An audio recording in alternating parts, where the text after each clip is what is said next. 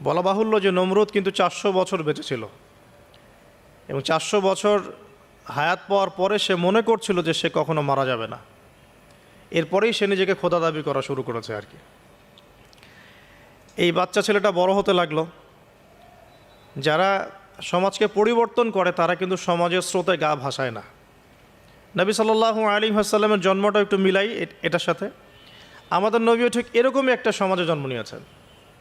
ইব্রাহিম আলাইহিস সালাম যেমন জন্ম নিয়েছেন শিরকে ভরা সমাজে, চতুর্দিকে মূর্তি পূজা হচ্ছে, ইভেন তার বাসায় তার বাবা হচ্ছে মূর্তি পূজারীদের সর্দার, তার ঘরে তিনি জন্ম নিয়েছেন। ঠিক তেমনি রাসূল সাল্লাল্লাহু আলাইহি ওয়াসাল্লাম যে মক্কায় জন্ম নিয়েছেন, সেই মক্কা ছিল শিরকের আকড়া। সেখানে লাত, উজ্জা, হবল, মানাতের পূজা হতো, সুদ ছিল, জিনা ছিল, ব্যভিচার ছিল, মাদক ছিল, গোত্রীয় হানাহানি ছিল, নারীর অবমাননা ছিল। এরকম আইয়ামে জাহিলিয়াতেও নবী সাল্লাল্লাহু আলাইহি ওয়াসাল্লাম জন্ম নিয়েছেন। নবী সাল্লাল্লাহু আলাইহি ওয়াসাল্লাম, ইব্রাহিম আলাইহিস সালাম, দুজনের চেহারাও একরকম ছিল। দুজনের চেহারার গঠনটাও একরকম ছিল, দেহের গঠনও একরকম ছিল। মেরাজের রাতে নবী সাল্লাল্লাহু আলাইহি ওয়াসাল্লাম দেখে এসেছিলেন যে ইনি কে, যাকে দেখতে হুবহু আমার মতো লাগছে। জিবরাইল আলাইহিস সালাম বলেছেন, ইনি আপনার পিতা ইব্রাহিম আলাইহিস সালাম। সুবহানাল্লাহ। ঠিক তেমনি আমরা খেয়াল করে দেখি যে জীবনের যে চড়াই উতরাই, পারিবারিক জীবন, সামাজিক জীবন, হিজরতের জীবন, দিন প্রতিষ্ঠা ইত্যাদি, প্রত্যেকটা ডিপার্টমেন্টেও ইব্রাহিম আলাইহিস সালাম আর মুহাম্মদ সাল্লাল্লাহু আলাইহি ওয়াসাল্লামের মধ্যে একটা চরম মিল আছে। এটা আমরা আস্তে আস্তে এই গল্পের ভিতরে গেলে বুঝতে পারবো। আর এ কারণেই হয়তোবা আল্লাহ ভালো জানেন, এ কারণেই হয়তোবা আমরা যখন তাশাহুদের পর দরুদ পড়ি, আমরা দরুদের মধ্যে অন্য নবীর নাম নিচ্ছি না, আমরা মুহাম্মদ সাল্লাল্লাহু আলাইহি ওয়াসাল্লামের সাথে ইব্রাহিম আলাইহিস সালামের নাম নিচ্ছি। হতে পারে এটা একটা কারণ, আল্লাহ ভালো জানেন। এখন এরকম পরিবেশে বড় হতে লাগলেন ইব্রাহিম আলাইহিস সালাম। আমি একটু আগে বলেছি, যারা সমাজকে পরিবর্তন করে তারা কখনো সমাজের জাহিলিয়াতের স্রোতে গা ভাসায় না। মুহাম্মদ সাল্লাল্লাহু আলাইহি ওয়াসাল্লাম সমাজ পরিবর্তন করেছেন আইয়ামে জাহিলিয়াতকে মাত্র 23 বছরের ব্যবধানে, কিন্তু তিনি কিন্তু জাহিলিয়াতের সাথে গা ভাসান নাই।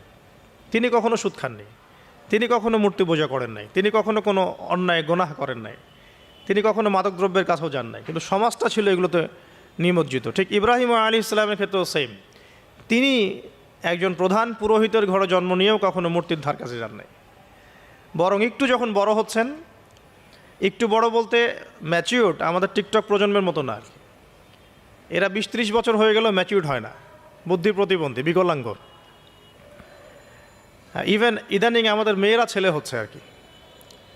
আমাদের নারীরা এখন পুরুষত্ব দেখাচ্ছে, আর আমরা পুরুষেরা ফেসবুকে একটা স্ট্যাটাস দিয়েই ক্ষান্ত হয়ে থাকি। এইটুকু আমাদের দায়িত্ব উম্মার প্রতি। আর এখানে আমরা দক্ষতা অর্জন করেছি অনেক। আমরা মনে করি আমরা সবাই কিবোর্ড মুজাহিদ, আমরা এটা মনে করি। এটাই যুদ্ধ, এটাই জিহাদ। আর নারীরা মাঠে যুদ্ধ করছে এখন সম্ভ্রমের জন্য, অধিকারের জন্য ইত্যাদি। ফ্যামিলিস্ট রেভলিউশনের দিকে তাকালেও তাই দেখা যায়। ছেলেরা এখন বেকার হয়ে যাচ্ছে, কিন্তু মেয়েরা স্বাবলম্বী হচ্ছে। তারা দিনদার নয়, এই মেয়েগুলো দিনদার নয়, কিন্তু জীবনে প্রতিষ্ঠিত হওয়ার জন্য লড়ছে, চ্যালেঞ্জ গ্রহণ করেছে আর কি। এটা ছেলেদের উচিত ছিল। তা আজারের ঘরে জন্ম নেওয়া সেই ইব্রাহিম কিন্তু চ্যালেঞ্জ গ্রহণকারী একটা ছেলে। সে এখন তার পিতাকে বলছে, কি বলছেন আমরা একটু কোরআনের ভাষা শুনি। আল্লাহ রাব্বুল আলামিন বলেছেন, সূরা মারিয়ামের মধ্যে এসেছে ঘটনাটা 41 থেকে 45 নম্বর আয়াতের মধ্যে। আল্লাহ পাক বলছেন, ওয়াজকুর ফিল কিতাবি ইব্রাহিম বা'দা আউযু বিল্লাহি মিনাশ শাইতানির রাজীম। হে নবী মুহাম্মদ সাল্লাল্লাহু আলাইহি ওয়াসাল্লাম, আপনি এই কিতাবে ইব্রাহিমের ঘটনা বর্ণনা করুন। ইয ক্বালা লি আবিহি, যখন ইব্রাহিম তার বাবাকে বললেন, তার বাবা মানে আজারকে বললেন, ইয়া আবাতি, হে আমার বাবা, লিমা তা'বুদু, তুমি কেন ইবাদত করো এমন সত্তার, মা লা ইয়াসমাউ, যে শুনতে পারে না, ওয়ালা ইউবসিরু, দেখতেও পারে না, ওয়ালা ইউগনি আনকা শাইআ, তোমার কোনো উপকার করতে পারে না। একটা ছেলে যার বয়স হবে 15 থেকে 20 হয়তো বা হাইয়েস্ট, তার কাছে কি এমন জ্ঞান আসলো যে সে তার বাবাকে এখন চ্যালেঞ্জ করছে। তার জ্ঞানতাত্ত্বিক যুদ্ধ শুরু হলো, আদর্শিক যুদ্ধ শুরু হলো বাবার সাথে। হে আমার বাবা, আপনি কেন এমন সত্তার ইবাদত করছেন যে শুনতেও পারে না, অসারতা দেখিয়ে দেওয়া হচ্ছে চোখে আঙ্গুল দিয়ে, দেখতেও পারে না, আপনার তো কোনো উপকারও করতে পারে না, কোনো ক্ষতিও করতে পারে না।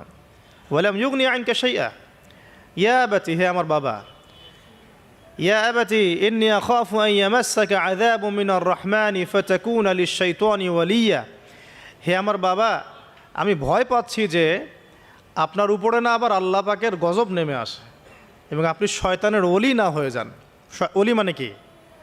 বন্ধু, বন্ধু, শয়তানের বন্ধু না হয়ে যান।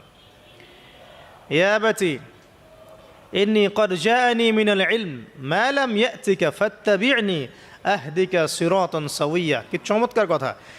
ছোট্ট ছেলেটা বলছে, হে আমার বাবা, আমার কাছে একটা জ্ঞান আসছে, জ্ঞান, আমার কাছে একটা জ্ঞান এসেছে যেটা তোমার কাছে আসে নাই। ফাত্তাবি'নি, তুমি আমার অনুসরণ করো। আহদিকা, আমি তোমাকে পথ দেখাবো। সিরাতান সাওয়্যা, সহজ সরল পথ দেখাবো তোমাকে। সন্তান বাবাকে নসিহত করছে, দেখুন, সন্তান বলছে আমার কাছে এমন জ্ঞান এসেছে বাবা যেটা তোমার কাছে আসে নাই, তুমি আমাকে ফলো করো, আমার অনুসরণ করো, আমি তোমাকে পথ দেখাবো। Ego problem, ego. আজকেও যখন কম বয়সী কোনো মানুষ বেশি বয়সের কাউকে দাওয়াত দিতে যাবে, এরকম প্রবলেম ফেস করতে হবে। তার বাবা কি বলল, কেন ফেস করতে হবে আল্লাহ পাক সেটাও বলেছেন সূরা বাকারা, এটা এই সূরাটা সূরা বাকারায় বলেছেন।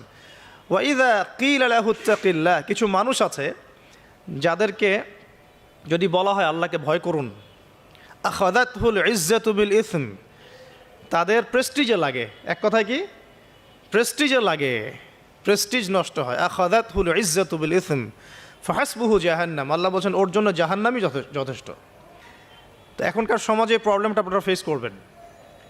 যদি আপনার বয়স কম হয়, আপনার কাছে অনেক জ্ঞান থাকলেও মানুষ সমাজে নিতে যাবে না।